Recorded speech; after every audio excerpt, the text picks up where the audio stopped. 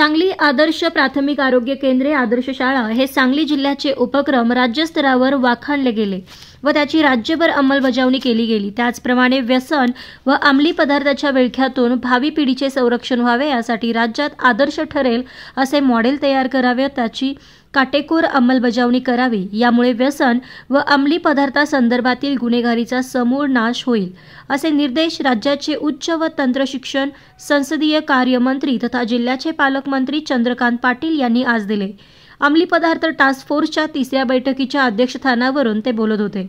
जिल्हाधिकारी कार्यालयातील बैठक सभागृहात आयोजित या बैठकीस महापालिका आयुक्त शुभम गुप्ता, पोलीस अधीक्षक संदीप घुगे, प्रभारी निवासी उपजिल्हाधिकारी दादासाहेब कांबळे, महाराष्ट्र औद्योगिक विकास महामंडळ MIDCच्या प्रादेशिक अधिकारी वसुंधरा बिर्जे, जिल्हा उद्योग केंद्राच्या महाव्यवस्थापक विद्या कुलकर्णी, माध्यमिक शिक्षणाधिकारी राजेसाहेब लोंढे, प्राथमिक शिक्षणाधिकारी मोहन गायकवाड, स्थानिक गुन्हे अन्वेषण विभागाचे पोलीस निरीक्षक सतीश शिंदे, पालकमंत्री महोदय यांचे विशेष कार्य अधिकारी बाळासाहेब यादव यासह टास्क फोर्सचे सदस्य उपस्थित होते।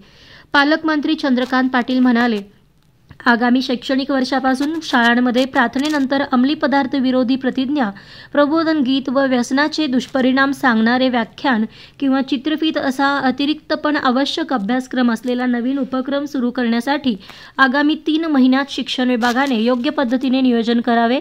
त्यासाठी वरिष्ठ स्तरावरून आवश्यक परवानग्या घ्याव्यात अशा सूचना त्यांनी यावेळी दिल्या। शाळेच्या 100 मीटर परिसरात तंबाखूजन्य व अंमली पदार्थांची विक्री न होण्यासाठी कडक पावले उचलावीत असे त्यांनी यावेळी सांगितले।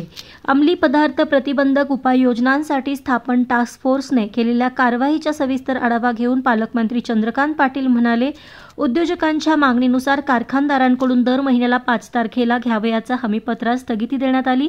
मात्र या अनुषंगाने करारनाम्यात नियम समाविष्ट करण्यासाठी मंत्रालय स्तरावर पाठपुरावा करू।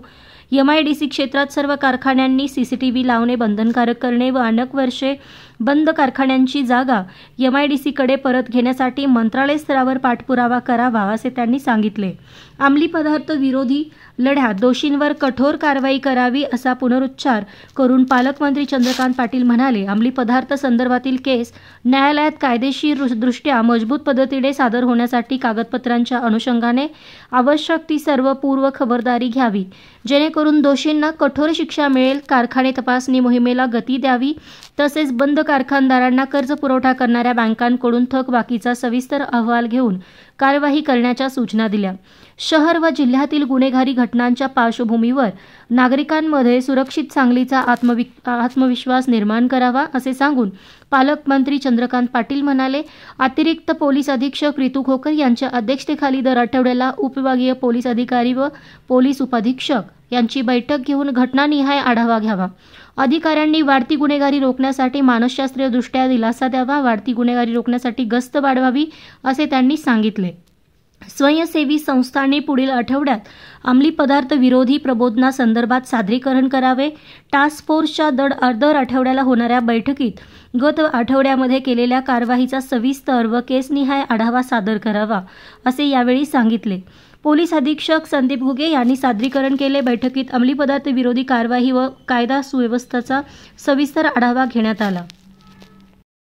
ड्रग्ज विरोधी एक टास्क फोर्स तयार करून अतिशय रिगरसली, अतिशय नियमितपणे सोमवार सकाळी 11 आम्ही त्याच्या सगळ्या सदस्यांसहित बैठक करतोय। ते 2-3 मेजर घटक आहेत। एक स्वतः SP आहेत, स्वतः कलेक्टर आहेत आणि प्रामुख्याने इंडस्ट्री विभाग ज्यांच्याकडे येतो अशा अधिकारी आहेत। कारण बंद असणाऱ्या कारखान्यांमध्ये अशा प्रकारचं ड्रग्सचं प्रोडक्शन करणं, गोडाऊन करणं असं त्या वेळेला धाडीच्या वेळेला लक्षात येतं। मग इंडस्ट्रीचा जो अधिकारी आहे तोही महत्त्वाचा ठरतो। बाकी बरेच आहेत। आता आम्ही जिल्हा शिक्षणाधिकाऱ्यांना यात जोडलं आहे, कारण शाळांमध्ये काही प्रबोधन करण्याची आवश्यकता आहे। आजही बैठक झाली। गेल्या आठवड्यात सुद्धा नशिल्या गोळ्या सापडल्या आणि मोठ्या संख्येने सापडल्या, अटक झाली आहे, कारवाई सुरू आहे। गांजा सापडणं इथं दर आठवड्याला 2-3 प्रसंग घडतातच आहेत। पण माझी खात्री अशी आहे की हळूहळू हे शून्याकडे जाईल, कारण कुछ भी चलता है अशा दिशेने जे चाललं होतं ते कुछ नाही चलेगा अशा दिशेने जाईल। याच्यामध्ये प्रामुख्याने विट्याच्या मोठ्या घटनेपासून सुरुवात झाली। आम्ही प्रत्येक घटनेचा ट्रॅक रेकॉर्ड ठेवतो किंवा त्या घटनेत काय झालं. तर विट्याच्या कारखान्यामध्ये सापडलं, त्यांना अटक झाली, त्यांना जामीन झालेला नाही आणि अतिशय कडक शासन व्हावं असा आमचा प्रयत्न झाला आहे. बरोबरीने बँका ज्या लोन देतात त्यांना विचारणा आम्ही करतो की हे बंद 5-5, 10-10 वर्ष आहे, त्यांच्यावरची लोनचं तुम्ही काय करताय. गेल्या काही दिवसामध्ये 35 कारखाने असे त्या मालकांना कुलूप उघडायला लावून आपण चेक केले. या विषयामध्ये आम्ही एक क्लॉज टाकला ज्या बाबतीमध्ये आम्ही आज स्थगिती देतो की प्रत्येक कारखानदाराने दर महिन्याच्या 5 तारखेच्या आधी एक हमीपत्र द्यावं की आमच्याकडे असं काही चालत नाही. आता खरं म्हणजे माझ्याकडे जर काही चालत नाही तर हमीपत्र द्यायला काय अडचण आहे, पण इंडस्ट्रीची भावना लक्षात घेतली किंवा ॲग्रीमेंटमध्ये असा क्लॉजच नाही आहे. तर आता आम्ही 3 नव्याने क्लॉज शोधले की जे आम्ही स्टेटला मंत्रालयाला रेफर करतो. एक तर हा की दर महिन्याच्या 5 तारखेच्या आधी एक 4 वेळीचा हमीपत्र द्यायला लागेल आणि जर कर नाही त्याला डर कशाला, पण आता आम्ही स्थगिती देतो. दुसरा, प्रत्येकाने CCTV लावणं कंपल्शन. मला काय कळत नाही, घरात सुद्धा लावावं लागतं तर कारखान्यात का लावत नाही, पण क्लॉजमध्ये नाही आहे, आम्ही परवानगी घेतो.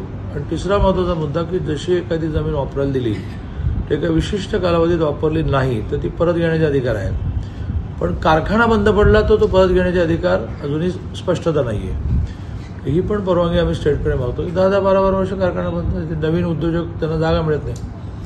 तुम्ही तुमचं सगळं सामान काढून घेऊन जा, ती बल्ब घेऊन जा, फॅन घेऊन जा, ट्यूबलाईट घेऊन जा, सगळं घेऊन जा, आमची जागा आम्हाला परत द्या आणि तुम्ही तिथे कन्स्ट्रक्शन कॉस्ट वापरली असेल तर ती आमच्याकडे क्लेम करा, आम्ही देऊ तुम्हाला. आम्ही ते रेडी स्ट्रक्चर दुसऱ्या कोणत्या देत असेल देऊ, पण तुमचा कारखाना चालत नाही, 10 वर्ष बंद आहे, आत काय चाललं कळत नाही. तर हा एक मोठा